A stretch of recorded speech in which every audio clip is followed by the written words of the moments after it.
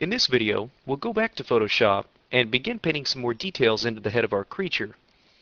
Okay, so here's where we left off with the texturing portion, and what I want to do now is to be able to go back into this channel that's in the side of his head and start to go in and maybe add a few veins and a couple of wrinkles in a few areas just to start to add a little bit more detail as we go. Okay, so the first thing I want to do is go ahead and just make a new layer, and I can go ahead and call these something like channel veins. Okay, just so I know what this layer is, and I'll start off with just a black color. Okay, zoom in a little bit on this, and maybe lower the opacity on this wireframe a little bit. Okay, so let's take a look now at a brush size. Okay, so I want to go ahead and select my paintbrush, and let's see, number 3, maybe a little bit big. Let's try 2. Yeah, I like that.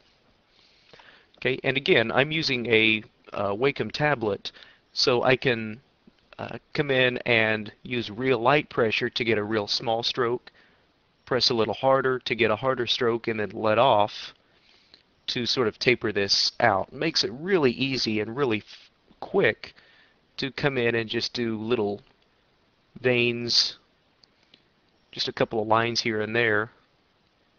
Okay, so I'll come in and just really quickly paint in a couple of lines here. And what you'll probably want to do, and something to definitely be aware of, is to look at the direction of your wireframe on your UV snapshot, and use that more or less as a reference to the direction that these veins are going to have to take. Okay, so I'm just, like I said, going to continue drawing some of these veins out. Okay, and I won't necessarily go all the way up. Like I said, I'll try and make this look almost like a membrane that is sort of being stretched across this area. So I'll just start off with a few strokes here and there, and then we can come in and I'll just use a real light little bit of a paint stroke to just come in and fill in some of these other areas. Okay, once I've got this done, I can go ahead and save this so we can see how this is going to look. We go back to Maya and let's reload this PSD texture. Give this just a second. Now we can see how that looks. And I'm actually pretty happy with that. So now we've actually managed to get these veins running up this membrane, more or less, that's on the side of his head.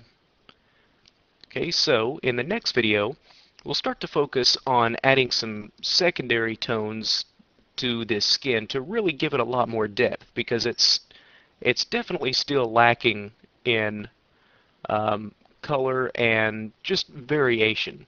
So in the next video, we'll go ahead and focus on that.